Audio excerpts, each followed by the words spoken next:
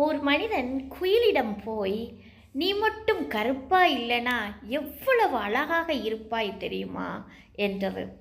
அதேபோன்று கடலிடம் போய், "நீ மட்டும் உப்பாக இல்லை என்றால் எவ்வளவு சிறப்பாக இருக்கும்" என்று சொன்னான். அதேபோல ரோஜாவிடம் போய், "நீ மட்டும் முட்கள் இல்லாமல் இருந்திருந்தால் எவ்வளவு நன்றாக இருந்திருக்கும்" என்று சொன்னான்.